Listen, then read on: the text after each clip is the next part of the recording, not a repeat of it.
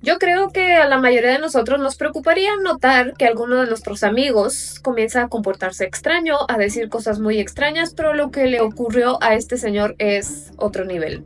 Mis micrófonos por alguna razón desconocida dejaron de funcionar justo ahorita, así que en lo que llega el nuevo, este va a ser el audio, discúlpenme. En 1984, en Alemania, este hombre que ustedes ven aquí, llamado Gunther Stoll, se encontraba desempleado, estaba casado y tenían una hija, por lo cual en ese momento pues su vida, digamos que no estaba en el mejor momento. A Gunther le sucedió algo muy extraño que hasta el día de hoy no se sabe con claridad qué fue. Para cuando todo esto estaba sucediendo, él tenía 34 años y semanas previas a que ocurriera todo el desastre, él comenzaba a actuar extraño, sobre todo con su esposa, quien era quien más notaba que su comportamiento no era el usual. Se veía ansioso, se veía asustado, pero por más que su esposa le preguntaba y trataba de sacarle la información de por qué él se encontraba en este estado, él no decía nada. No quería o no podía. En eso llega el fatídico día que fue el 25 de octubre de ese mismo año, cuando la esposa de Gunther lo llama a cenar y ellos comienzan pues a comer entre 8 y 9 de la noche. Mientras ellos estaban comiendo, Gunther le hizo una serie de comentarios bastante extraños y alarmantes a su esposa, entre ellos que ellos lo estaban siguiendo y que le querían hacer daño. Obviamente la esposa no tenía ni idea de qué le estaba hablando, así que le preguntó ¿de qué hablas? ¿Quiénes son ellos? Y de nuevo él siguió con este comportamiento de no quererle decir nada a su esposa. Seguido de esto, a las 11 de la noche aproximadamente, Gunther grita algo así como ya lo tengo o ya lo descubrí y anota en un papel una serie de letras que no tenían sentido si tú las ves pues así. Inmediatamente después de que acaba de escribir esas letras, tacha todo, arruga el papel y le dice a su esposa ahorita vengo, voy a un bar. Esto que podemos ver es una representación de lo que él escribió. Claramente este no es el papel original porque recuerden, él lo tachó y arrugó el papel. Pero esto fue lo que escribió: Y-O-G o tal vez un 6 T-Z-E. ¿Qué significaba esto? Solamente él sabe. El bar al que iba a ir estaba a tan solo 5 kilómetros de su casa, entonces en cuestión de minutos él estaba en ese lugar. En este bar él lo frecuentaba, así que los meseros, los dueños de este lugar ya lo conocían y pues le ofrecen algo de beber. Él pide algo de tomar y antes de que se la traigan, él se desmaya y se cae de la silla pegándose en la cara. Y esto fue muy extraño porque él pierde el conocimiento, se cae de la silla, se pega y cuando cae en el piso instantáneamente se levanta, se recuperó enseguida. Las personas que estaban alrededor del bar le preguntan, oye, ¿estás intoxicado con alguna bebida, con alguna sustancia? Y él dice que no. Le traen pues su bebida, él no la toca y se va hacia su coche. Para entender lo siguiente que él hizo, Gunther vivía en un pueblo de Alemania, pero él no había nacido y crecido ahí. Había nacido en otro pueblo que estaba a tan solo 15 kilómetros de distancia. Estaban muy juntos. En ese lugar donde él había nacido, ahí todavía vivía su madre y pues todos los vecinos y demás lo conocían a la perfección. Resulta que 2 horas más tarde, aproximadamente a la 1 de la mañana, timbra en una casa que era de una vecina amiga de su mamá, que era una anciana, y esta señora, al ver que pues ya era la 1 de la mañana, decide no abrir la puerta, sino que se asoma por la ventana y ve que es Gunther. Esta señora le pregunta, bueno, ¿y qué estás haciendo aquí a estas horas? ¿Tienes algún problema? Y Gunther insistía en que lo dejara pasar porque tenían que discutir de algo, porque algo muy malo iba a pasar esa noche. Eso era todo lo que le decía, no contestaba ninguna otra pregunta, como que lo que decía estaba sin sentido. Así que esta señora le dice, mira, ya es muy noche, si tienes algún problema, ve con tu mamá, o sea, está aquí a unas cuantas cuadras de distancia. A lo que Gunther se niega y le dice, no, mi mamá no va a entender de nada. A lo que esta señora le dice, bueno, vete a casa con tu esposa y mañana si quieres ven y platicamos de lo que tú quieras. A lo que Gunther accede a esto, se sube a su coche y se va. Esta señora ve que Gunther se va y pues ya no sabe de absolutamente nada de él. Pasan otras 2 horas, es decir que ya eran como las 3 de la mañana, cuando un chofer de camión iba iniciando su ruta y nota que a la orilla del camino había un coche accidentado. Él detiene su tráiler y se baja a auxiliar a cualquier persona que estuviera en este accidente, pero había una cabina, ya saben, como de llamadas de emergencia muy cerca, así que él lo primero que hace es ir a esa cabina, llamar a emergencias y reportar que ahí estaba pues este accidente. Pero cuando está haciendo esto, nota que hay una persona vestida en colores claros que está caminando alrededor del coche. Cuando él termina de hacer la llamada, va caminando hacia el accidente y nota que otro trailero se había detenido a auxiliar también. Este trailero también comentó haber visto a esta misma persona en colores claros caminando igual alrededor del coche. Curiosamente, cuando ellos ya van a ver hacia adentro pues, de este automóvil todo accidentado, no encuentran por ningún lado a esa persona de colores claros. Lo único que encuentran es a Gunther adentro del coche, muy lastimado, y cuando les digo muy lastimado, uno de sus brazos estaba casi amputado. Estaba casi inconsciente y además notaron que no tenía nada de ropa. Le preguntaron, oye, ¿estás bien? Ya llamamos a emergencias, no te preocupes, como para mantenerlo despierto. Y entre esas preguntas le dijeron, ¿y dónde está pues tu amigo el que te estaba aquí ayudando? A lo que Gunther contesta, ¿cuál? Aquí nada más había 4 hombres desconocidos y ellos no eran mis amigos. En ningún momento él mencionó, ellos me hicieron esto, ellos me trajeron aquí, ellos lo que sea. Simplemente los traileros se asomaron hacia adentro del coche y como pueden notar, este coche es de 3 puertas. Es decir que si en dado caso hubieran estado con él en el automóvil, lo tendrían que haber movido para que ellos pudieran salir, lo cual no era el caso. Además notaron que pues en el piso había lodo y en ese lodo no había huellas de que hubiera más personas ahí. Lo cual también estaba extraño porque entonces esa persona que estaba caminando no dejó huellas, estaba flotando o qué. Después de que él dice esto, pierde el conocimiento, llega a la ambulancia y camino al hospital, Gunther fallece. Empiezan a hacerle todos los estudios pertinentes para esta situación y descubren que el accidente no coincidía con las heridas que tenía Gunther. Es decir, que lo llevaron aquí después de que él ya estaba accidentado. La otra era que al parecer el coche tampoco se había accidentado aquí, es decir que también movieron el coche y lo pusieron aquí, pero como si el coche ya ni siquiera podía moverse, o sea, lo tendrían que haber llevado pues empujando. Los policías se enfocan en 2 cosas en este tipo de casos, una de ellas es la escena, pero la escena no era la original, entonces se tuvieron que centrar nada más en Gunther. Se dieron cuenta que las llaves del coche estaban aquí, pero no puestas para que arrancara el coche, sino que estaban en otro lugar. Su ropa no se encontró por ningún lado, solamente sus zapatos. Le hicieron análisis de sangre y ahí salió que él no estaba bajo influencias de ninguna sustancia, ni bebida, ni tomada, ni nada. En este caso solamente habían 2 pistas. Una de ellas era Gunther, que ya había fallecido, o sea, estaba descartado, y pues la otra pista era el mensaje que había escrito horas antes de que esto sucediera. Lo cual, les vuelvo a decir, no dice absolutamente nada. Ellos pensaron, bueno, está escribiendo alguna placa de algún coche, lo buscaron, no dio ningún resultado. Además, está el detalle de que la esposa no se acuerda muy bien si esto era una G o era un 6. Algunas personas decían que no eran letras, sino que era un número y era 027906. De nuevo, ¿qué significa ese número? Nadie sabe. No se encontró ningún culpable, ningún sospechoso. Él no estaba metido en ya saben, en alguna situación turbia ni nada de esto. No tenía enemigos. Entonces, ¿quién le hizo esto? Y dejen eso de lado. O sea, él ya se sentía perseguido por ellos, pero ¿quiénes eran ellos? Una de las teorías es que simplemente Gunther tuvo algún tipo de brote psicótico y por eso empezó a actuar extraño y ese día pues fue cuando todo estuvo peor y acabó así.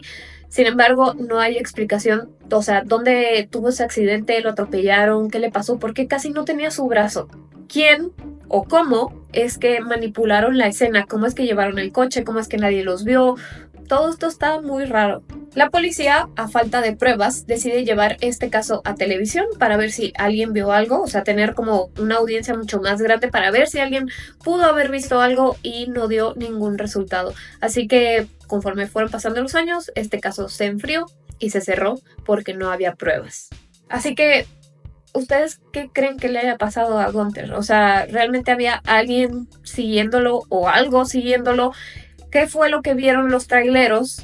Que estaba caminando, sin embargo, no dejó huellas y desapareció de un segundo a otro.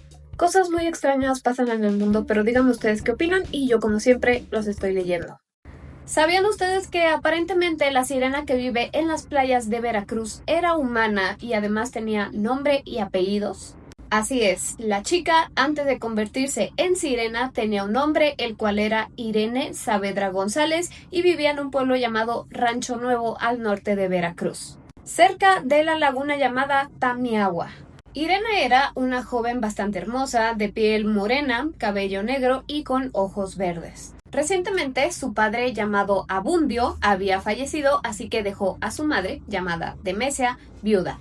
A partir de que Demesia queda viuda, ella se dedicó a servir a la iglesia. Y si de por sí ellos ya eran una familia muy católica, a raíz de esto pues se apegan mucho más a los usos y costumbres de la iglesia. Ahora, esto pasó hace muchos años, así que si a ustedes no les suena ciertas costumbres es porque no ocurrió en épocas actuales. Dentro de las cosas que ellas hacían era evidentemente ir a misa y además no trabajar en los días santos. Llega el Jueves Santo e Irene decidió ir a buscar leña. Cuando llega a su casa ya con la leña, le dice a su mamá: me quiero bañar porque vengo toda llena de tierra a raíz de que fue a buscar la leña, y su madre le dice: no, no te vas a bañar porque es malo bañarse en Jueves Santo. A lo que Irene contesta: está bien, nada más me voy a lavar la cara. Esto sí lo acepta. Damasia ve como Irene va al baño a lavarse la cara y en eso comenzó a escuchar unos gritos terribles de parte de su hija. Irene estaba gritando pidiendo ayuda, así que cuando Damasia llega al baño se da cuenta que su hija ya no es su hija como tal, sino que es esta criatura mitad humana, mitad pez. Poco a poco esos gritos que buscaban ayuda se fueron convirtiendo en un canto. Después, una enorme ola que venía de la laguna inundó la casa y con esto arrastró a Irene pues hacia la laguna. Se cuenta que Damasia salió corriendo atrás de su hija pidiendo ayuda y los demás pobladores decidieron seguirla en sus embarcaciones ya cuando estaba en la laguna. Mientras la iban siguiendo, apareció de la nada un buque que parecía un buque fantasma y de un salto Irene se subió a este buque. Irene ya estaba convertida en sirena en este momento, así que cuando los pobladores ven que ella brinca, escuchan que ella comienza a gritar algo que era como Petén Ac, que por cierto, Petén Ac en lengua huasteca significa giren.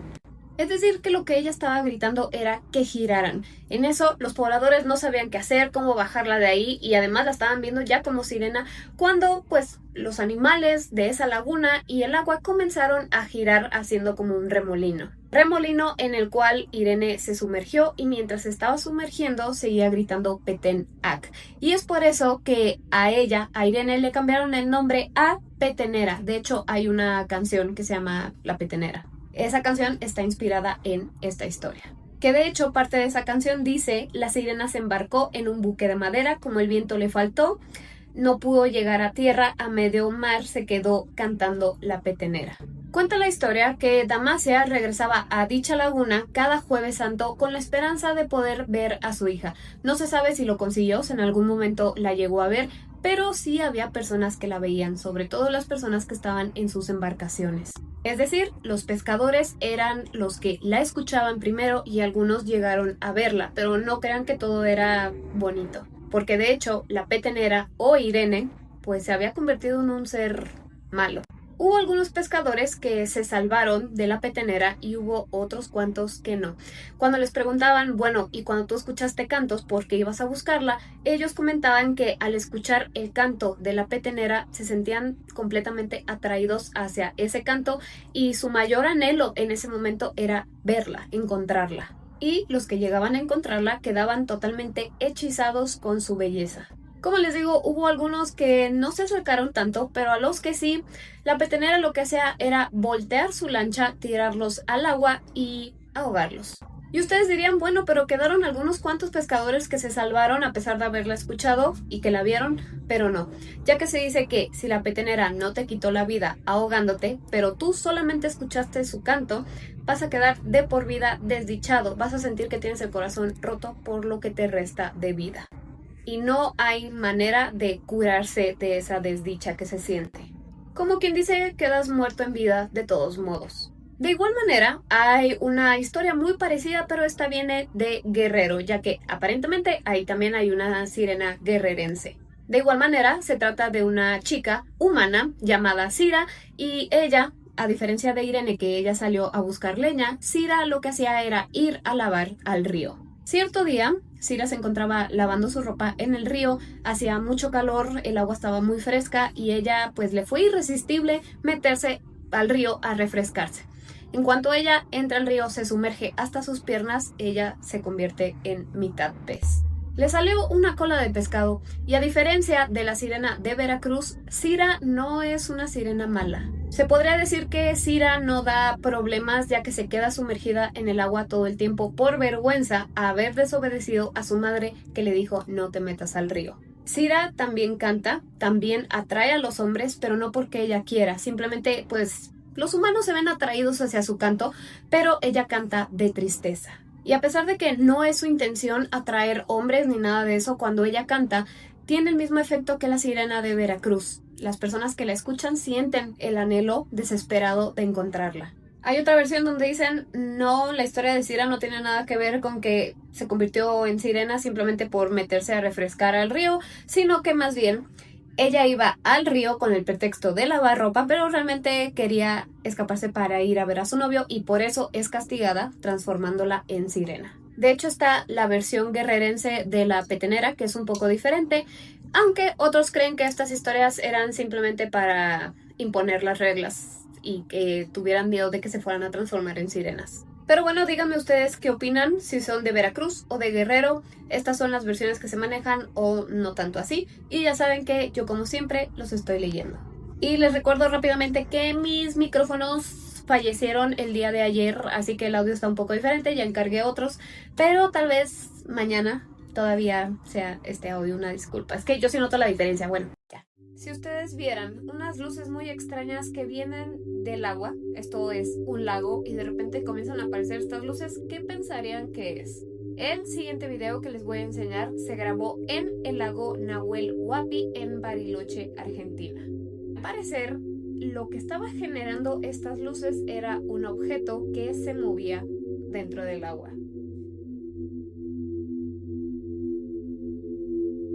Al principio las personas decían que esto era el reflejo del agua, sin embargo, no creo que se vea así, además de que solo está concentrado en esta zona.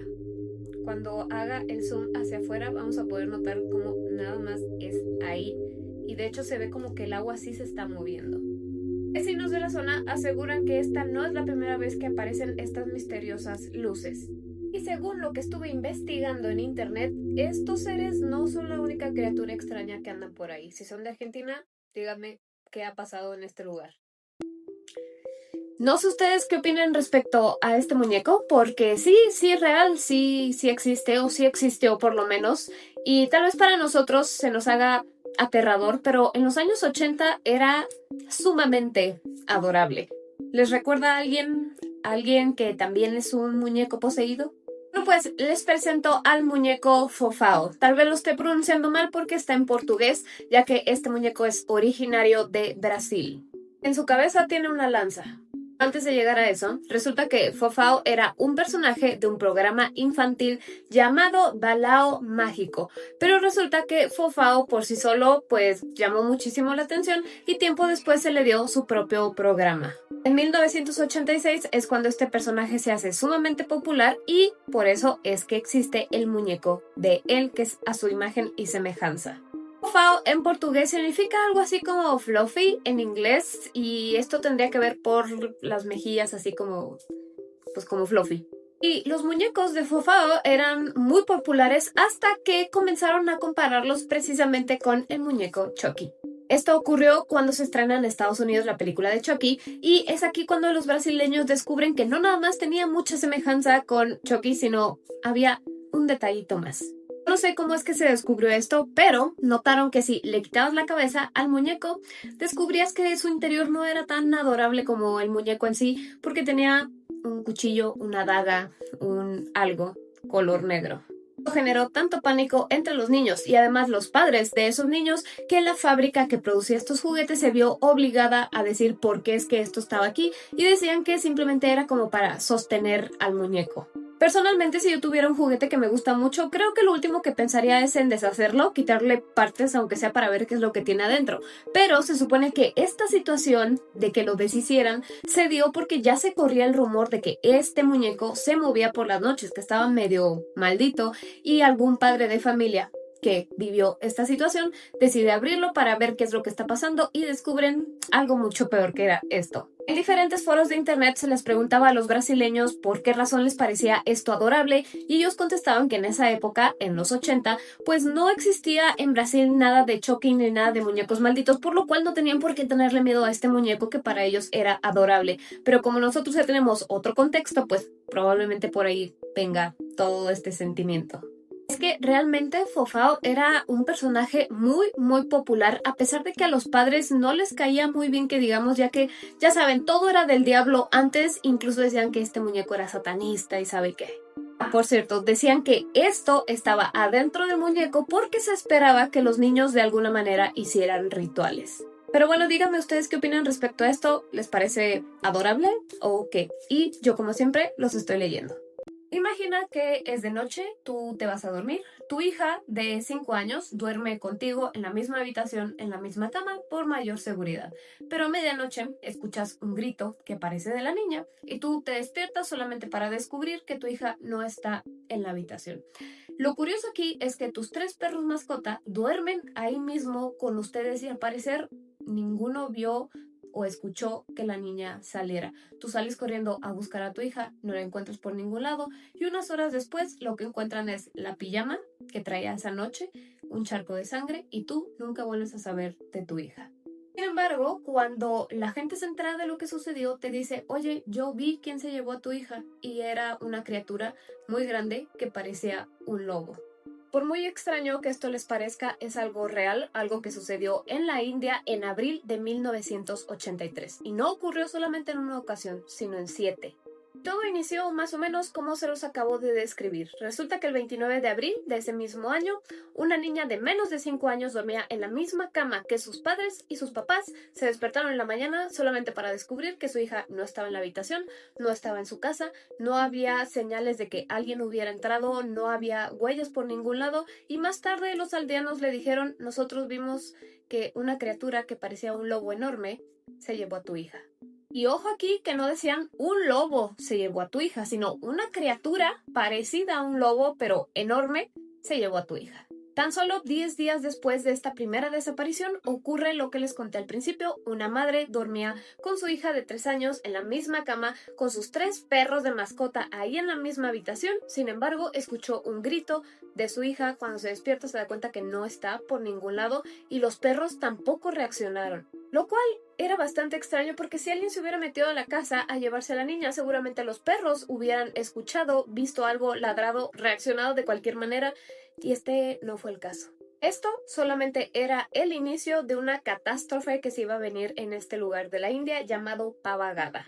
El patrón de las desapariciones parecía ser exactamente el mismo porque el niño desaparecía en medio de la noche cuando dormía con sus padres en la misma habitación, en la misma cama y nadie escuchaba nada. Los padres no volvían a saber nada ni volvían a ver a su hija, sin embargo, en algunas ocasiones sí se encontraban ciertas cosas, como por ejemplo la ropa que traía la niña el día que desapareció, o partes del cuerpo como el cráneo, un brazo, una pierna.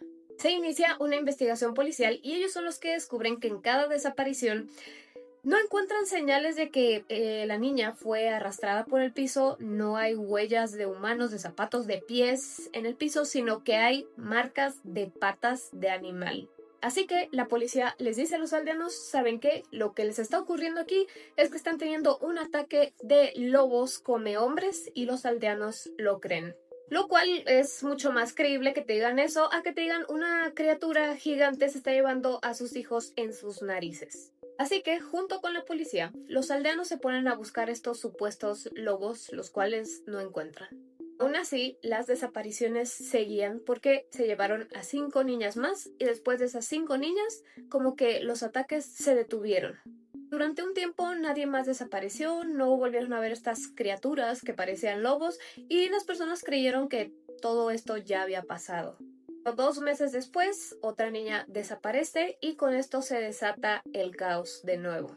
Es aquí cuando descubren las similitudes de todos los casos. Esas eran que todas las víctimas eran niñas, eran mujeres y no tenían más de 5 años. También otro detalle muy importante es que todas estas niñas que desaparecieron eran hijas únicas. Todas habían sido silenciosamente alejadas de sus padres mientras estaban durmiendo en la misma cama que ellos. No había señales de que las hubieran arrastrado por el piso, les digo, no había huellas humanas en el piso ni nada, solamente huellas de animal. Una noche otra niña desapareció, a la mañana siguiente lo único que encuentran es un charco de sangre y la ropa, la pijama que traía la niña esa noche, y ahí fue cuando la policía dijo, ya basta, vamos a traer pues al escuadrón canino para que nos ayude en esta situación. El escuadrón canino pues detecta un aroma, lo rastrea y los lleva hacia una montaña y en esa montaña había una cueva. A dicha cueva no se podía pasar porque tenía una pared de ladrillos, no de piedras, de ladrillos, es decir que alguien había hecho esa pared. A pesar de que la policía no dijo nada cuando se topó con esto, los aldeanos comenzaron a pensar si realmente lo que les dijo la policía de que estos ataques eran por lobos era real, porque no tenía sentido. No tenían pistas, no tenían pruebas y con esto las personas se comenzaron a hacer teorías. Entre una de ellas era que realmente quien se estaba llevando a estas niñas eran ocultistas.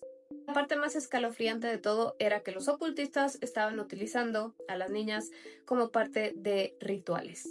Nos dijeron, no, aquí no hay ese tipo de ocultistas, o sea, no creo que estén así. Además, está el hecho de que las personas en repetidas ocasiones habían visto cada que desaparecía una niña que había una criatura de estas.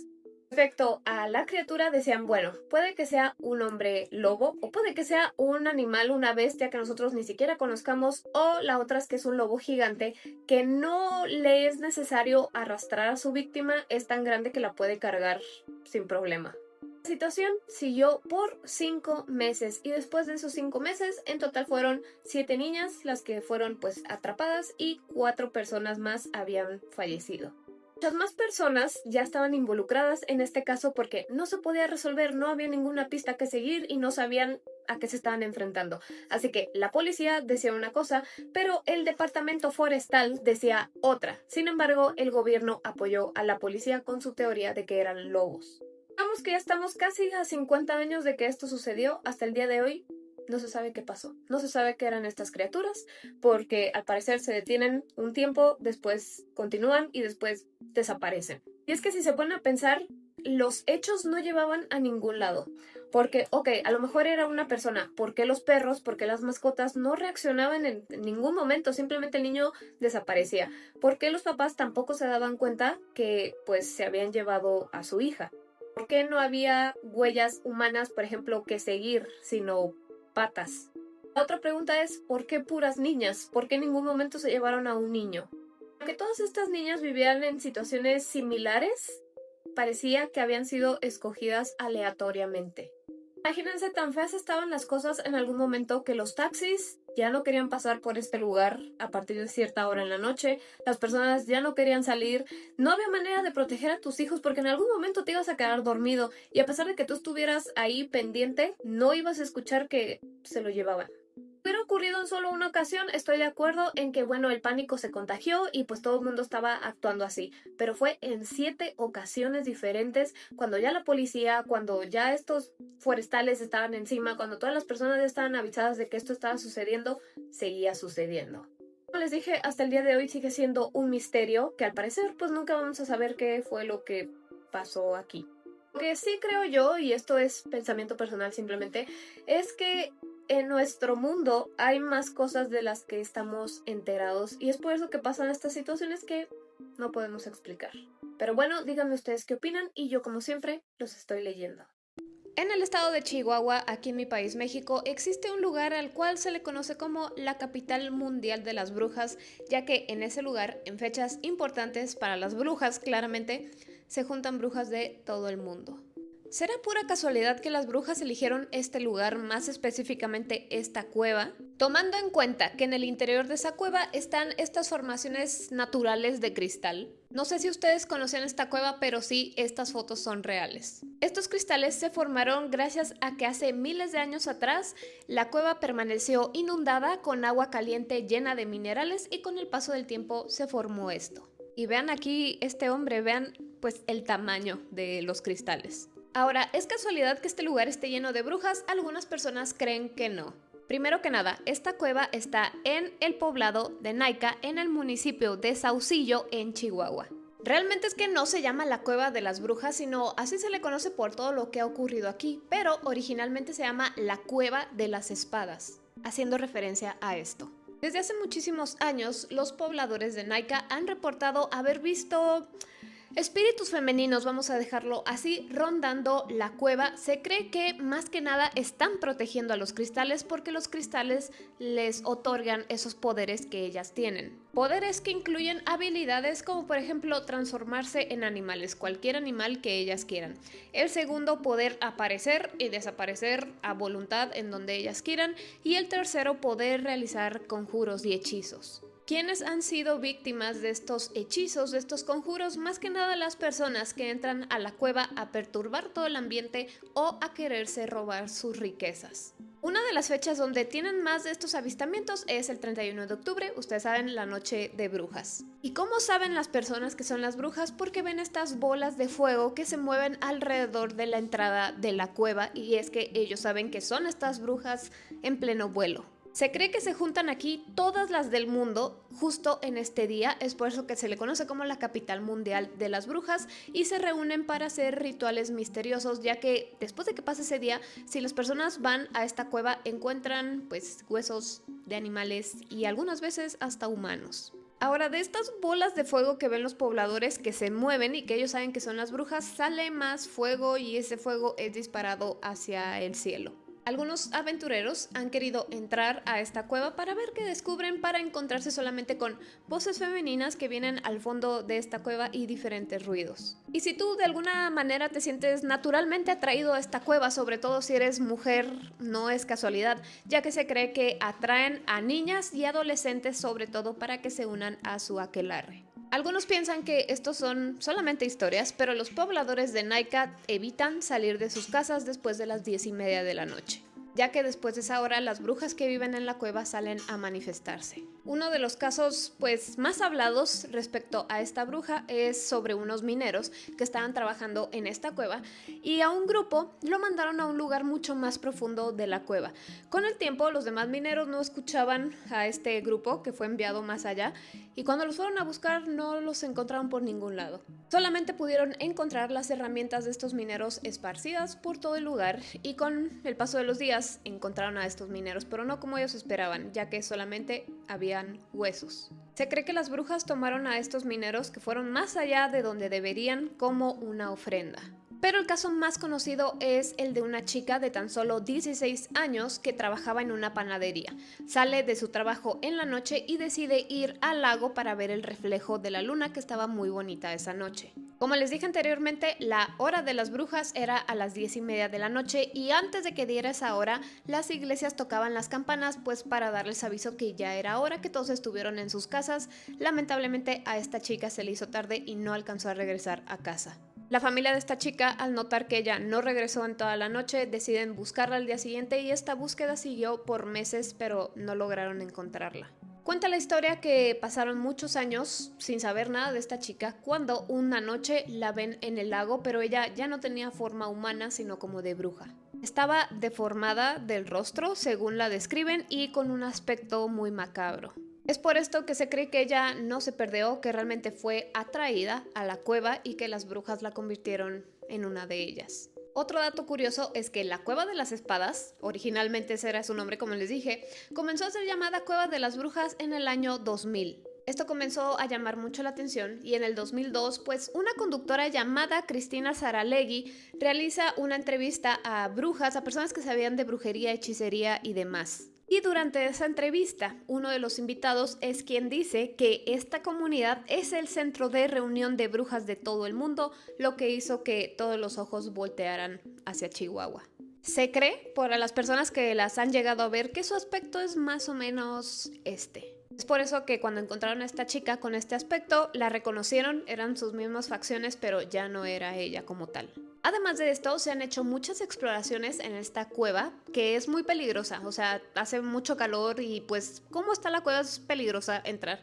Pero ha habido personas que van muy profundo y al fondo hay una reja, o sea, están tapando para que no pasen de ahí, que es lo que hay más allá. Yo quisiera saber eso.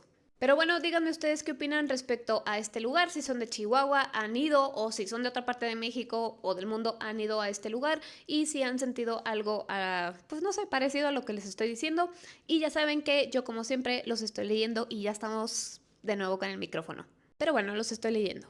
Imaginemos que tú quieres comprar esta figura de bronce de perrito, pero quien la tiene te dice, ¿sabes qué? Es que no te la voy a vender porque esta figura está sumamente maldita. ¿Tú insistirías pensando en que está diciendo puras tonterías o ahí dejarías la cosa?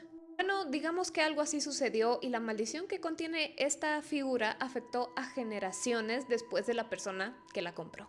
Hace algunos años se hizo muy popular esto de buscar y comprar objetos malditos, así que si tú te vas a cualquier plataforma de ventas y buscas objetos malditos seguramente encontrarás un montón, sobre todo muñecas, máscaras, espejos, ya saben, artículos de joyería, y estos son sumamente caros, pero esto es porque se hizo popular recientemente, pero hace unos años realmente se vendieron objetos malditos, sobre todo por una plataforma llamada eBay. Por esta plataforma fue que se vendió esta pintura hace unos años, que es considerada una de las más malditas, que de hecho ya tengo un video hablando exclusivamente de ella. Entre otras cosas, la muñeca Peggy y el muñeco Harold. A raíz de estos artículos surgieron historias bastante interesantes de las personas que eran los nuevos propietarios, y es aquí cuando llega el protagonista de este video, que es un hombre que decidió experimentar por sí mismo lo de tener artículos malditos. Y tal vez ustedes estén pensando, bueno, ¿y quién en su sano juicio busca y paga por un objeto que tal vez traiga un demonio a tu casa? Bueno, yo no lo juzgo porque tuve mi época también. Y esa época terminó en el momento que me mandaron un paquete que no había pedido, junto con lo que sí había pedido, y traía un objeto bastante extraño y me dio miedo, y ahí dije, ya basta. Pero esa es historia para otro momento. Regresando al hombre de esta historia, cuando él estaba buscando un objeto maldito para experimentar en carne propia, y si le ocurría algo interesante, pues tal vez, no sé, escribir un artículo, un libro o algo así, en el momento que estaba buscando su objeto maldito, no era tan popular esto de andar comprando cosas. Y esto se los digo porque en este momento, si tú compras un objeto maldito súper caro, probablemente ni siquiera esté maldito y no haga nada, simplemente le pusieron eso para vendértelo 3 veces más caro. Durante la búsqueda de este hombre, el primer objeto que encontró y que le llamó la atención fue una máscara africana de madera maldita, que era de 1988, que había sido de un ex mago satanista y adorador de los señores del caos, y que había estado involucrada pues en cosas muy malas, rituales muy oscuros y desvivimientos. Encontró un reloj de bolsillo que quien lo vendía aseguraba que contenía el espíritu demoníaco de una enfermera malvada. Una cabeza de Buda que hacía que desaparecieran cosas y que los gatos perdieran el equilibrio. La mayoría de estos objetos eran muy caros y él sí tenía ganas de experimentar, pero no pagar 3 cifras por un objeto que no se sabía si estaba maldito, hasta que llegó con el perrito de bronce. Esta foto es una representación casi exacta de lo que era esa figura de bronce de un perrito bulldog, y lo primero que le llamó la atención a este hombre fue el precio, ya que solamente lo estaban vendiendo por $11. Si quisiera, no sé, sacar algún beneficio económico respecto a su objeto maldito, tal vez lo hubiera puesto mucho más caro, pero no era así. La otra cosa que le llamó la atención fue la manera en cómo lo anunció, ya que decía exactamente: cómpralo y dáselo a quien quieras traerle mala suerte y tristeza. No se aceptan de ningún modo devoluciones ni reembolsos. No quiero ver este objeto nunca más. Se puso a investigar un poco. La persona que la vendía era una mujer que vivía en Carolina del Norte, en Estados Unidos, y no era su primer objeto vendido. Realmente es que tenía comentarios muy positivos y ningún otro objeto era como maldito ni nada de esto. Respecto a la descripción que traía este artículo, era la siguiente y se las voy a leer. Mi padre, que coleccionaba figuritas de perro, compró esta cuando era un niño en la década de 1930 en un comercio chino. El propietario de dicho comercio no quería venderlo, pero mi padre insistió y el hombre se lo vendió advirtiéndole que lo maldeciría. Este hombre, al parecer, susurró un maleficio cuando mi padre se fue con el perro. Nuestra familia ha tenido problemas toda la vida. Ha sido incapaz de salir adelante económicamente. Ha habido enfermedades graves, conflictos familiares y necesito liberar nuestra vida de este maleficio horrible. Por favor, deja que termine con esto. Cómpralo. Dáselo a tu peor enemigo o a tu exmarido o a quien quieras traerle mala suerte y tristeza. No se acepta de ningún modo devoluciones ni reembolsos. No quiero ver este objeto nunca más. En esta plataforma es muy común hacer subastas, es decir, que el vendedor pone un precio inicial, pero si hay varias personas interesadas en el artículo, pues van subiendo el precio hasta que alguien gana. Así que entró a una subasta, la cual iniciaba en $11 y este hombre fue el único que subastó, así que ganó y pagó solamente $11. La chica que lo vendía incluso agregó esto a su descripción, que le ponía el precio de $11 porque el 11 era su número de la suerte. Esto quiere decir que le puso un precio al azar basado en lo que sea y no porque realmente quisiera pues ganar algo de este objeto, simplemente quería deshacerse de él. Este hombre recibe un correo diciéndole pues que había ganado la subasta básicamente y que le enviarían este producto cuando la vendedora se hubiera asegurado de purificar su casa y de que la maldición se le pasara a él. Así que este hombre lee el mail y dice, bueno, pues está bien, el maleficio se va a pasar a mi casa. 4 días después le llega el paquete con su figurita de perro. La caja en la que venía era una caja de envío común y corriente, pero traía un mensaje de la vendedora y ese era, ojalá obtengas lo que pides. Este hombre saca su artículo de la caja y se da cuenta de que estaba bastante pesado para el tamaño, ya que no medía más de 10 centímetros. Pero fuera de ahí no notó nada. Era una figura antigua, ya que la revisó por todos lados pensando, bueno, nada más me están viendo la cara. O sea, va a tener por ahí una etiqueta que diga que se hizo en China, que pues no sé, era del 2019, una cosa así, pero no encontró nada. Simplemente se veía que la figura era antigua. ¿Cuál fue la experiencia de este hombre a raíz de que recibe este artículo? Lo recibe en marzo, lo pone en su oficina, en algún estante, y mientras él estaba trabajando, pues el perro le quedaba como de espaldas. Sí sentía de repente como una mirada, volteaba y lo primero que veía eran los ojos de este perro. Pero llegó abril y no le había pasado nada muy fuerte. Así que decidió arriesgarse un poco más. Él y su familia, su esposa y sus hijos salieron de vacaciones y él decidió meter a escondidas este perro en la maleta que se fue en el avión, y él dice, o sea, lo siento mucho por las personas que estuvieron en el avión conmigo, que no sabían que yo llevaba este objeto. No le dijo nada a su esposa, ni a sus hijos, ni nada, para que si pasaba algo no fuera porque ellos ya tenían la historia de qué pasaba con este objeto. Él regresa de sus vacaciones, en las cuales pues no ocurrió absolutamente nada a pesar de traer esto cargando para todos lados, y cuando habla con alguien respecto a estos objetos y le menciona este perro, le dice, mira, ese objeto que tú tienes, realmente la entidad que vive en él no se revela en los primeros años que tú lo tienes, así que probablemente te tienes que esperar más para ver si te ocurre algo. Lo único que menciona es que después de un tiempo tuvo un año bastante decepcionante, así que no se sabe si es respecto a este perro, porque recuerden, cuando es un objeto maldito, cuando tienes una entidad en tu casa, no nada más te asusta, no nada más te crea pesadillas, sino que te afecta en todos los sentidos, y a lo mejor tú al principio no lo notas hasta que te deshaces del objeto y toda tu vida comienza como a florecer de nuevo. La otra teoría es que cuando el padre de esta chica compra la figura y escucha que el vendedor susurra algo, es cuando se estaba purificando y mandándole la maldición a él, pero como este señor falleció sin liberarse de la maldición, pues entonces no había mucho a donde hacerse.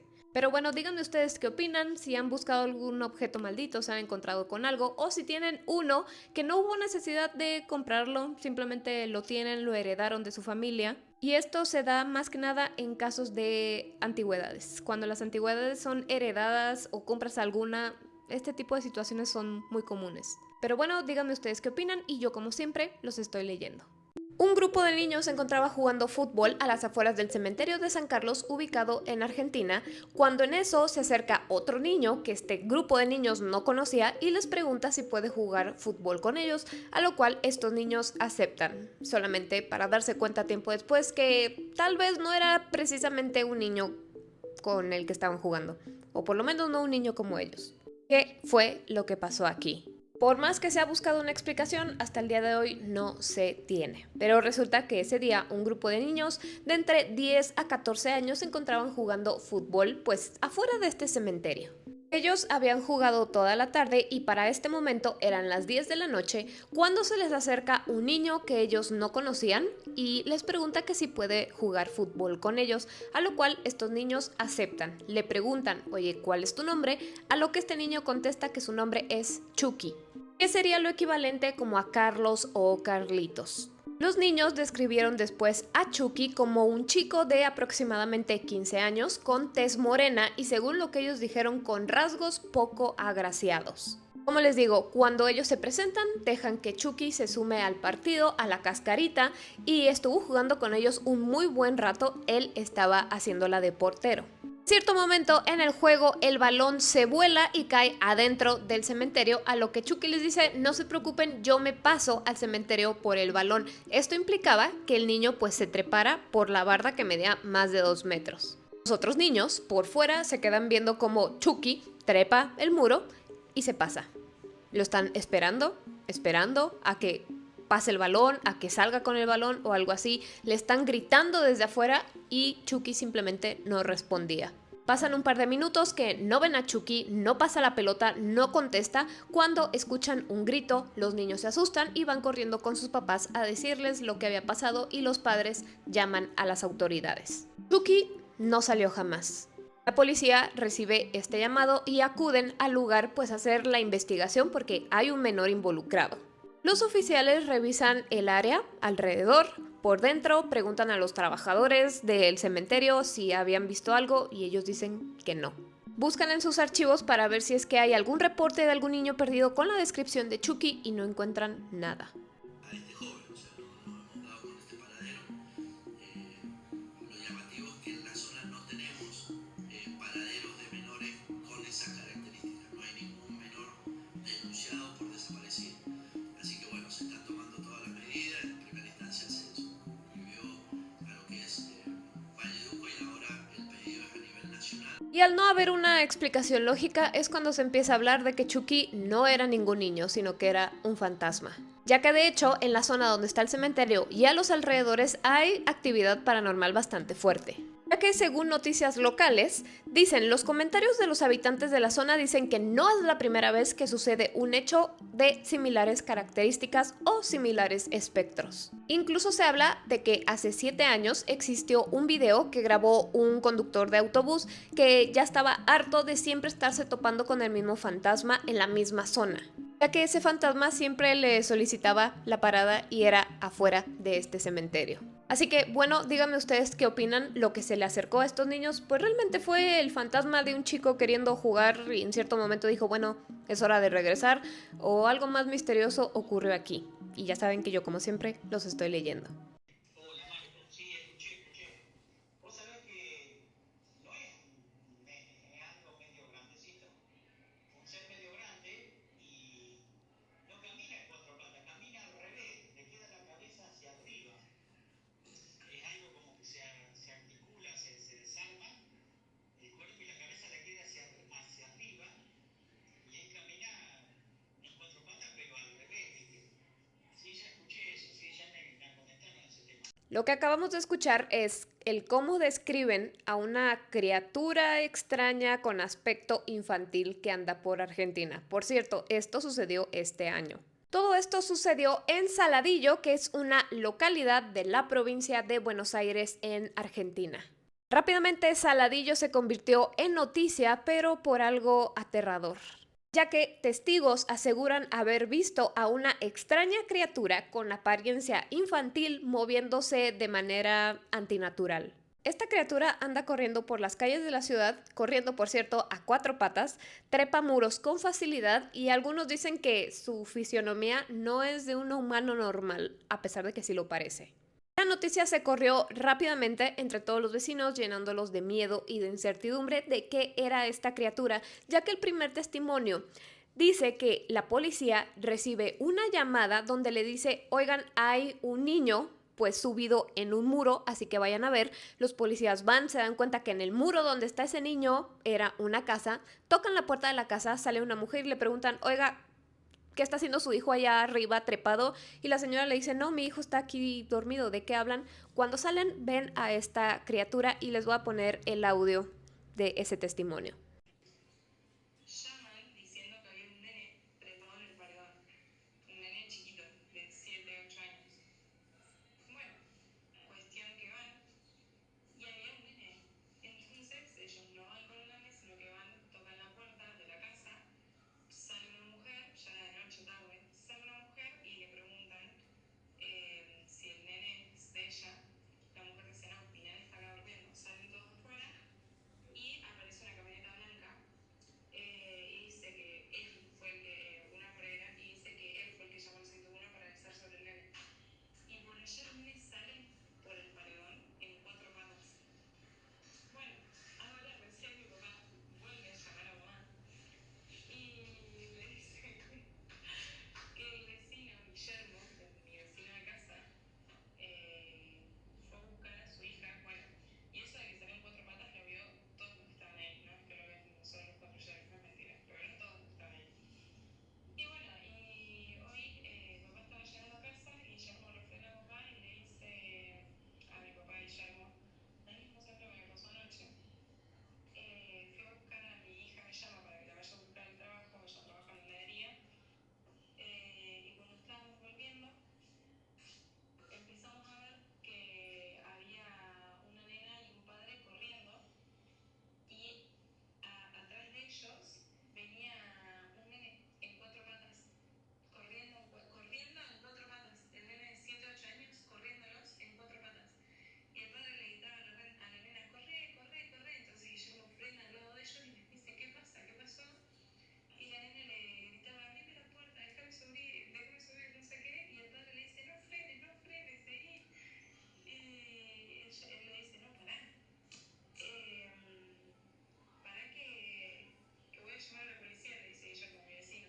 Llama a la policía y en eso ven que el nene, eso fue en la esquina del Nacional, en Pereira y Rivadavia, en Pereira y San Martín. Y en eso llaman a la policía y ven que el nene está trepando el alambrado, digamos, las rejas del Nacional. Por cierto, estos audios comienzan a hacerse virales, se pasan de un lado a otro y algunos noticieros deciden irle a preguntar directamente a la policía, a los bomberos, y aquí es donde se confirma que sí, efectivamente, sí han estado recibiendo reportes desde antes que todo se hiciera viral y que, en sus palabras, algo hay. Eso fue lo que dijeron. Hay otro relato donde una mujer iba manejando y en eso le llama algo la atención porque resulta que es un niño de entre 7 y 8 años que está corriendo a 4 patas y nota que hay un grupo de personas huyendo despavoridas de él porque los iba persiguiendo.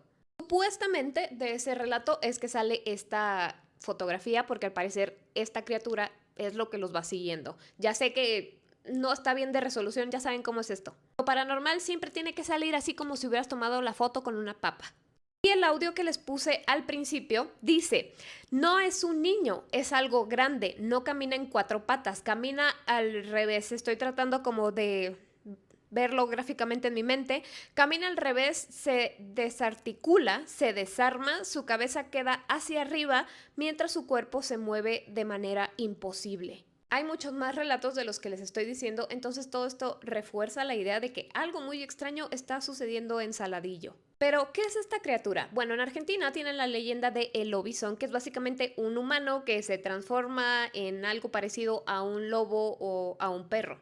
Y esto viene ligado a la creencia que ya les había platicado en otro video de que el séptimo hijo varón, sin que haya niñas, se convierte en una criatura extraña parecida al que están describiendo en esta situación. También tiene muchas características que se comparten con los nahuales, aunque no es muy común que los nahuales anden por ahí por los pueblos asustando gente.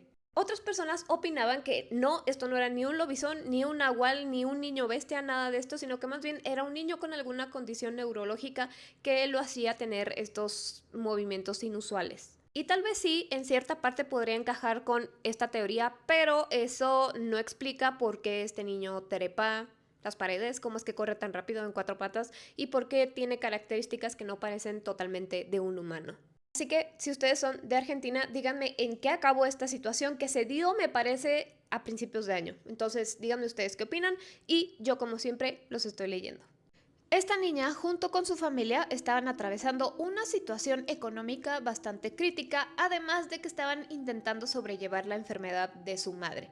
A pesar de todo esto, la familia pues se mantenía unida y tenían la esperanza de que pronto pues toda esta situación cambiara.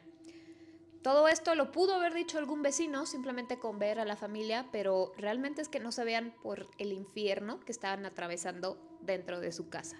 Al momento que todo esto estaba sucediendo era el año 1936 en la ciudad de Terrassa, en España.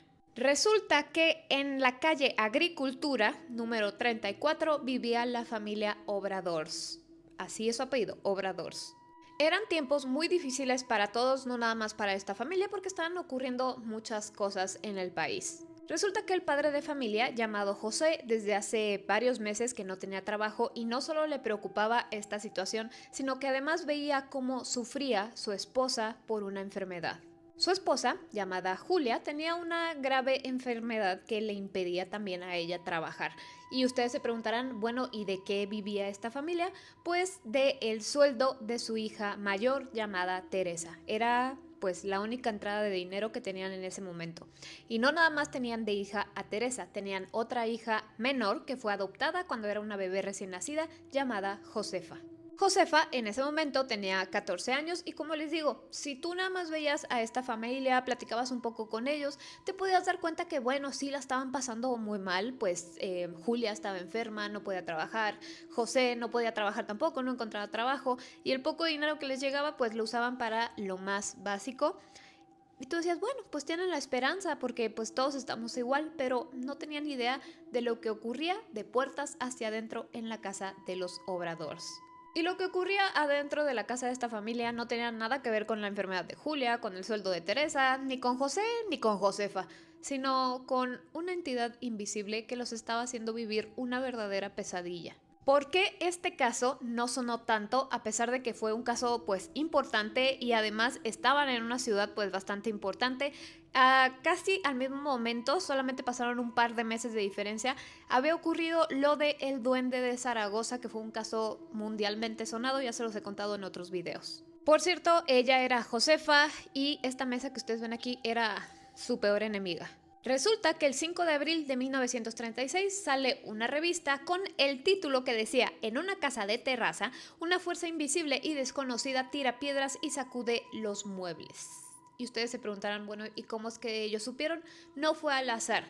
Yo de verdad trato de comprender el razonamiento de las personas que están desesperadas por este tipo de situaciones, que no saben a quién acudir, pero no sé en qué momento se les hace buena idea ir con la prensa a contarles toda la situación con la esperanza de que ellos le ayuden. La única razón que se me ocurre es que tal vez las personas piensen que si su caso tiene mayor difusión, pues alguien va a llegar y los va a ayudar.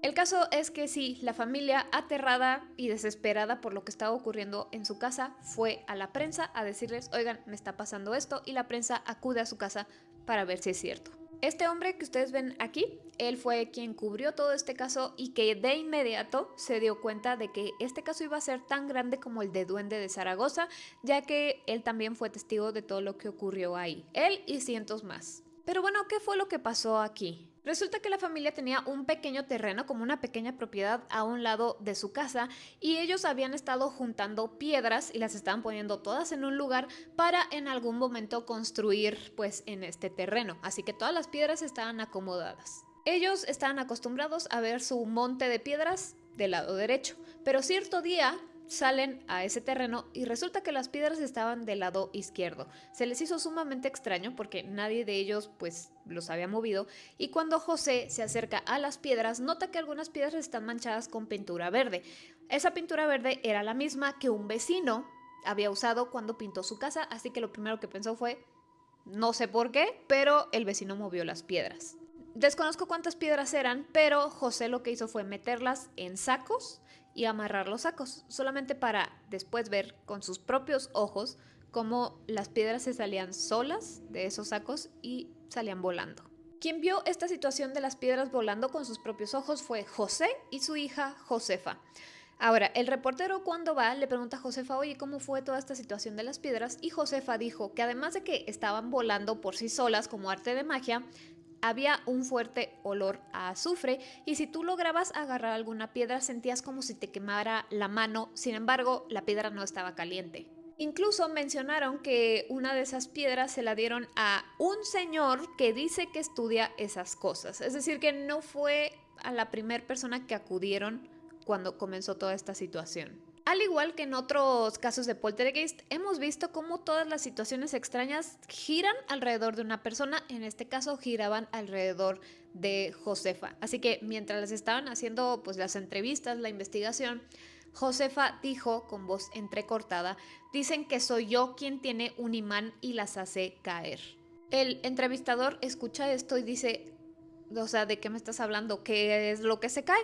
Y fue en este momento cuando le informan que la situación de las piedras no era lo único que estaba sucediendo, sino que dentro de casa también pasaban cosas, como por ejemplo los muebles se caían y hacían un ruidazo como si los hubieran dejado caer de, no sé, una distancia muy alta. Entre otras cosas que sucedían había, además de los muebles que se caían solos, luces que se apagaban y encendían, que parecía que era por manos invisibles, y ruidos de origen desconocido. Y no nada más era la propia familia la que se podía dar cuenta de todas estas cosas, sino cualquier persona que entraba a su casa o estuviera por fuera escuchaba todos estos golpes y ruidos. Y por alguna razón todos le echaban la culpa a Josefa. Les recuerdo, ella era adoptada y en ese entonces tenía solamente 14 años. Entre todos los relatos que dijeron hay uno muy perturbador que dice: el otro día mientras estábamos comiendo, Josefa se puso a gritar horrorizada porque la golpeaban en las piernas. De pronto dejaron de pegarle y le apretaron el cuello como para ahogarla. Los moretones le han durado muchos días en el cuello y en las piernas. Tal vez la razón de que le echaban la culpa a Josefa de que por ella era todo era porque la mayoría de cosas le ocurrían a ella. Julia, la madre, les confesó a los reporteros algo pues muy fuerte, siento yo, porque dijo que desde el día que ella entró a la casa, siendo una bebé recién nacida, la desgracia cayó en esa casa. Además agregó, si no quieren que la tengamos, que lo digan enseguida, que mira, nosotros ya nos arreglaremos. El reportero, les digo, se dio cuenta inmediatamente que esto iba a ser un caso enorme, pero por lo mismo de que era un tema muy sensible, tenía que, pues digamos que tocarlo con cautela. Dentro de todas las entrevistas que les hizo este reportero, declaró la familia que ya habían asistido a la iglesia en búsqueda de ayuda y que pues el padre les dijo sí, sí les ayudo, pero iba totalmente escéptico, no les creyó nada de lo que la familia estaba diciendo.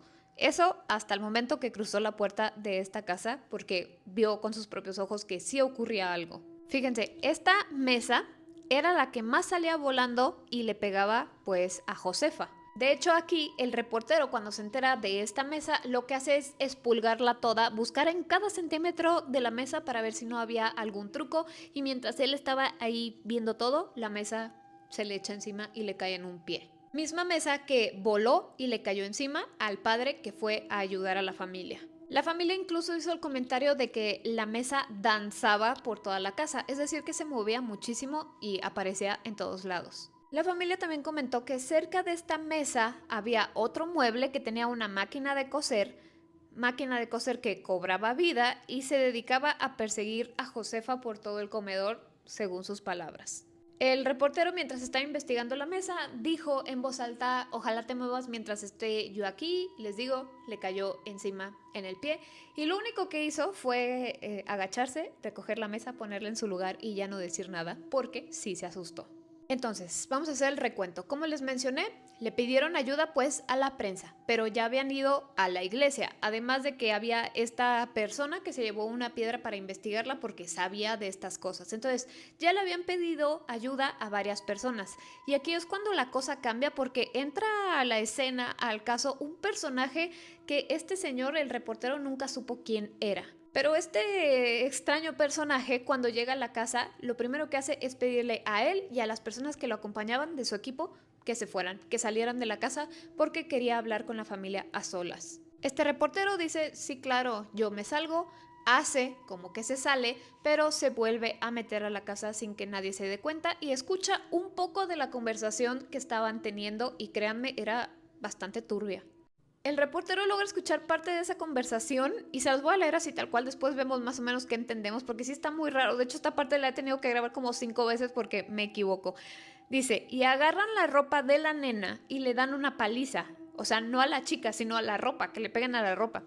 Y si no, hacer otra cosa aún más fácil. Ir enseguida a la plaza y comprar un bofe de cordero. Lo ponen a cocer y a las 12 en punto de la noche, Josefa que agarre una navaja y pues se la encaje a la carne hasta que el reloj pare de sonar. Una cosa, van a oír llamar a la puerta y dar unos gritos tremendos, pero no hagan caso. Ustedes sigan con lo de la ropa y Josefa con lo de la navaja. No abran la puerta por nada del mundo. Cuidado, sobre todo, no abrir. Y terminó toda su conversación diciendo, si abren la puerta, Josefa se va a morir. Bueno, el periodista tenía ya muchísima información, deja a la familia, se va a redactar todo lo que tenga que redactar de esta información, pero a él le quedaba la sensación de que tenía que ir de nuevo con la familia a visitarlos porque ya habían pasado ciertos días para ver cómo es que ellos seguían. Sentía la necesidad de saber qué había pasado después de que le tuvieran que pegar a la ropa de Josefa y Josefa pues encajarle la navaja a ese pedazo de carne.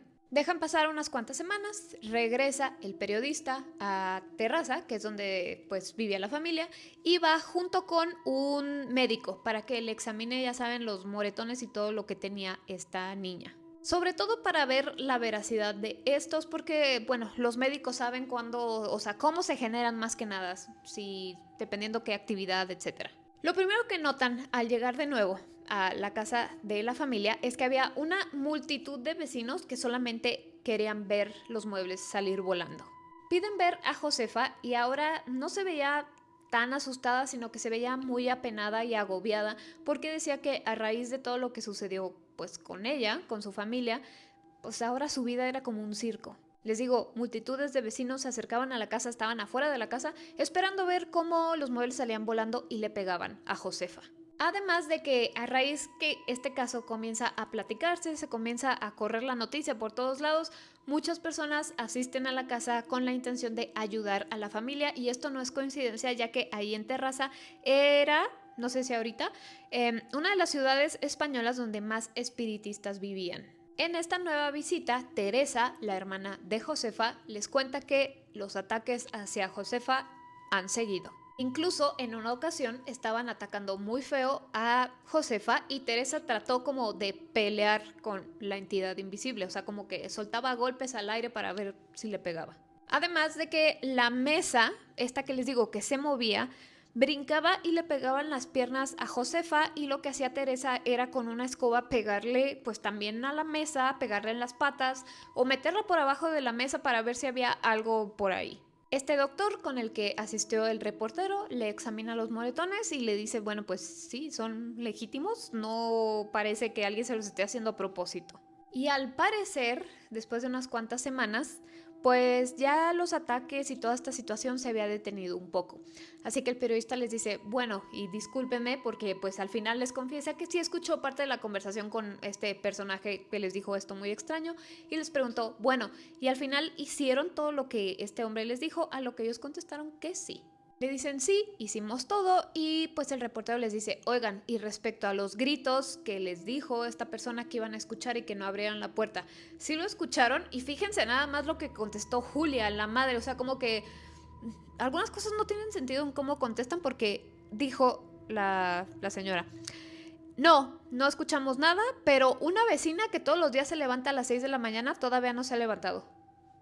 ¿Y en qué acabó este caso? Hubo una segunda entrevista tiempo después con esta niña Josefa, pero como les digo, el país en ese momento estaba atravesando una situación bastante difícil, entonces como que este caso pues era una de las cosas menos importantes que estaban pasando en ese momento, así que pues con el tiempo la gente se olvidó. Así que, bueno, díganme ustedes qué opinan respecto a esta situación. ¿Qué habrá pasado? Sí había actividad poltergeist, pero a diferencia de otros casos, cuando son lanzadas piedras y muebles y demás, generalmente no lastiman a la persona a la que gira todo alrededor suyo. Parece como que está protegido. Sin embargo, en este caso, pues todo iba en contra de ella. Así que, ¿qué habrá pasado aquí? O sea, ¿quién habrá sido este señor? ¿Qué tipo de ritual les dio que al parecer funcionó? No sé, ¿ustedes qué opinan? Y yo como siempre los estoy leyendo. No sé si ustedes crean en el infierno, pero si es que hay uno, esta definitivamente es la sucursal aquí en la Tierra. En videos anteriores ya les había hablado sobre otros lugares que son considerados como puertas hacia el infierno, pero creo que este sí es el definitivo. Les presento la Abadía de Lucedio, que le llaman la sucursal del infierno de Italia. Según la información que encontré en internet, la historia de esta abadía comienza en 1124. Antes de que hubiera lo que sea construido en este lugar, era un terreno pantanoso. ¿Cómo es que comienza la construcción? Bueno, resulta que había un marqués que les donó a unos monjes esta propiedad que les digo era puro pantano como pago por una cura milagrosa. Y los monjes estaban bastante agradecidos con el marqués porque les regaló estas tierras. Ellos dijeron, hay puro pantano, pero nosotros nos vamos a empeñar a que esto sea tierra fértil. Pasó una década completa para que ese terreno se convirtiera en cultivo de arroz. Ya pues estaban generando ganancias y con esas ganancias es que comienza a construirse toda la abadía. Pero déjenme decirles que no era cualquier cultivo de arroz y no era como que generaran solamente lo mínimo, no, se convirtió en una de las áreas de cultivo de arroz más importantes de todo el país. Tanto así que se dice que alimentaba a todo el norte de Italia y este crecimiento de convertirlo en pantano a un cultivo tan grande de arroz era algo muy inusual incluso para nuestras épocas. Es aquí cuando comienza lo siniestro. Aquí hay dos versiones de la historia. Una de ellas dice que los monjes básicamente hicieron un pacto con el diablo, ya que ellos después de muchos años de trabajo y esfuerzo solamente veían ganancias mínimas y ellos ya estaban cansados de esto, así que hicieron el trato de que les entregaban sus almas a cambio de riqueza y prosperidad para estas tierras, ya que decían que este pacto que hicieron era la única salida que tenían los monjes hacia la pobreza que estaban experimentando. Y sí, obtuvieron riquezas inimaginables, pero su alma se vio condenada a la oscuridad. Dice que el diablo les puso dos condiciones para este pacto. La primera fue que solo lo sirvieran a él y la segunda era que siguieran haciéndose pasar por monjes. Lo último básicamente era para burlarse de Dios. La otra versión dice que los monjes realmente fueron seducidos por bellas jóvenes locales, que no eran jóvenes, realmente eran súcubos. Súcubos que habían sido enviados por el diablo para convertir a estos monjes hacia el camino del mal. Esto más que nada porque debido a la pobreza que estaban experimentando, los monjes ya estaban como pensando, Dios nos ha abandonado. Independientemente de cuál haya sido la versión real, terminó en lo mismo. Los monjes dejaron el camino de luz para irse por el camino de la oscuridad. Que tenían construida la abadía, que las abadías no son cualquier construcción, están enormes, son los muros gruesísimos y tienen un montón de habitaciones dentro. Se dice que ya desde ese momento había un sinfín de rituales que ocurrían dentro de la abadía, rituales satánicos. Incluso muchos de estos rituales incluían sacrificios humanos. Además de los sacrificios, pues ya se imaginarán la clase de horrores que se vivían dentro de los muros de esta abadía. O sea, pues el desvivimiento de muchas personas, torturas, etcétera. Aún así, después de que pues las personas ya sabían que algo muy malo ocurría aquí adentro, después de que muchas personas desaparecían, ellos seguían haciéndose pasar por monjes. Mucho de esto, muchas personas dicen que solamente es una leyenda, pero hay ciertas cosas que sí se pueden verificar de que sí pasaron y por ejemplo, en el momento que esto estaba ocurriendo, coincide con que había muchas desapariciones de los aldeanos, así inexplicables, nunca volvían a saber de ellos. Los aldeanos también decían que sí pasaban por las afueras de la abadía, escuchaban lamentos y sonidos producidos tanto por las personas que tenían ahí en contra de su voluntad como de las entidades que habitaban el lugar. Se decía que los monjes tenían que hacer una gran cantidad de rituales místicos, oscuros, y por esto era que desaparecía tantas personas, y entre tantas personas que pues se llevaban a la fuerza, hubo uno que pudo huir del lugar. Él fue el que dio el testimonio y corroboró lo que todos ya sabían o por lo menos pensaban, que era que pues hacían culto hacia el demonio, magia negra y pues actos muy grotescos. Entre todas las cosas horribles que ya pasaban, una de las más preocupantes era que desaparecían un montón de jovencitas de pueblos vecinos, ya que se decía que los monjes invocaban a pues una cantidad bastante grande de demonios y les ofrecían a estas jóvenes pues como ofrendas. Y no necesariamente como te doy su alma y tú pues sigues aquí ayudándome, sino que además estos demonios embarazaban a las jovencitas y los monjes mantenían a las jóvenes pues resguardadas en los calabozos de la abadía y pues parían hijos mitad demonio. ¿Cuánto tiempo pasó de que estos horrores sucedían desde que inició en 1124 hasta que la abadía cerró en el año 1748? Ya que la abadía cierra, la construcción pues es vendida, pasó por diferentes manos y se dice que incluso uno de los propietarios fue el mismísimo Napoleón Bonaparte. Pero realmente se vendía y se volvió a vender porque nadie podía hacer nada dentro de la propiedad porque había un mal que habitaba ahí constantemente. Ya que se decía que, aunque abandonada, la abadía siempre tuvo una presencia malvada y corrupta que impregnaba cada rincón de este lugar hasta nuestros días. Tal vez ustedes podrán pensar, bueno, ya que la abadía se cerró, pues lo horrible que pasaba ahí como que ya se detuvo. En parte sí, pero digamos que la historia no termina ahí. Incluso uno de los relatos más aterradores es después de que la abadía cerró. Resulta que muchos años después, la Santa Sede estaba tratando de recuperar esta propiedad y no nada más como recuperarla físicamente, sino de traer la luz de nuevo a este lugar. Su objetivo era someter y exorcizar a la presencia demoníaca que aquí habitaba. Con este objetivo, la iglesia manda a un grupo de religiosos hacia este lugar.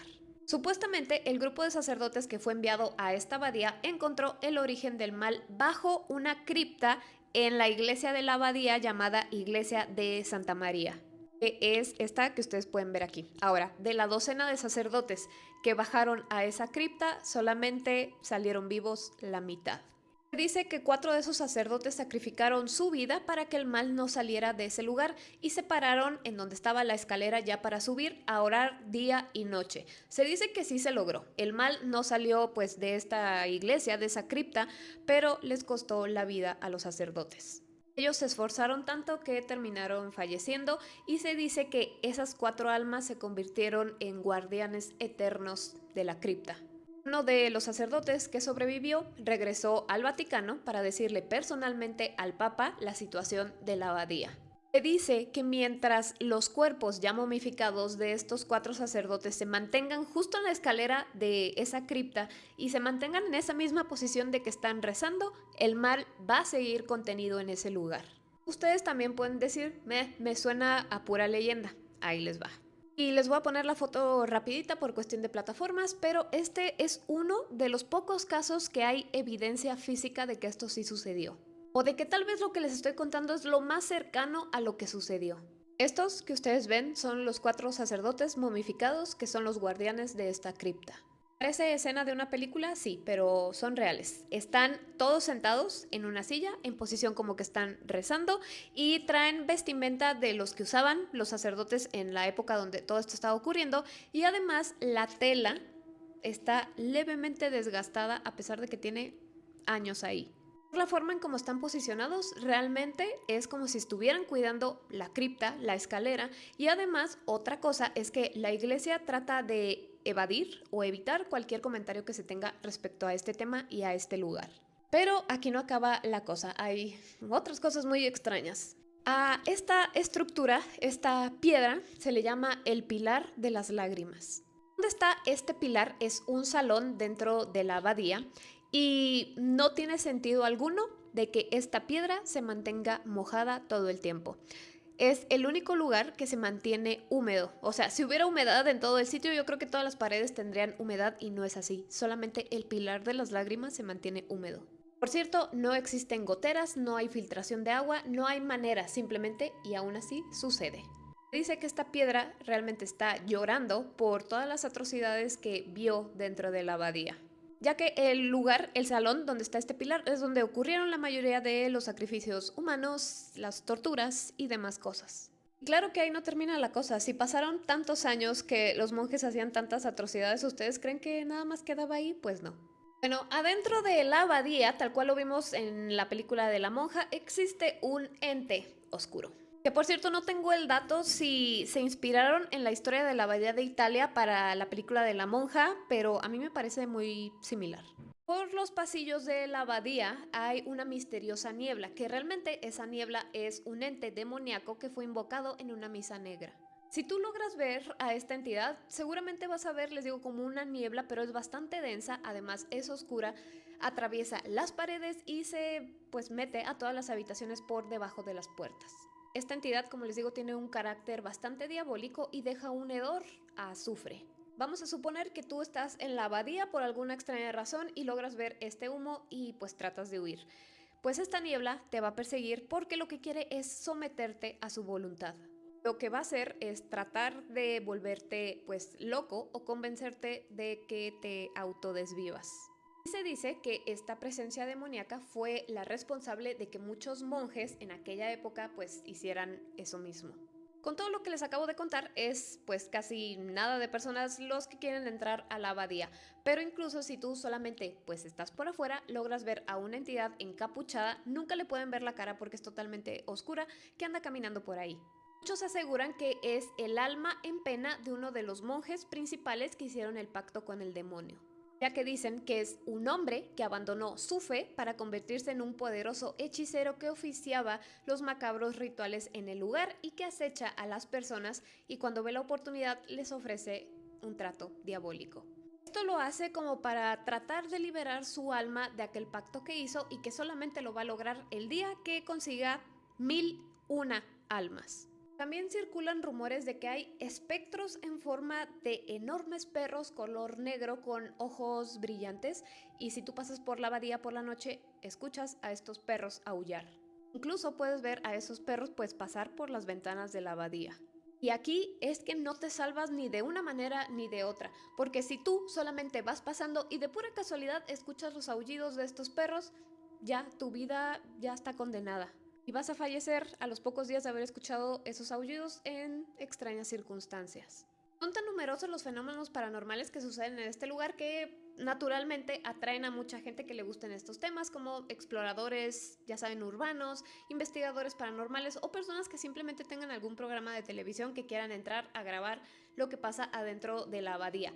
Al principio como que la iglesia no tenía problema en que esto pasara, pero conforme fue pasando el tiempo, o sea, justo en este momento tienen unas reglas bastante estrictas, no dejan pasar a cualquier persona y la otra cosa es que está prohibido meter cualquier dispositivo que grabe.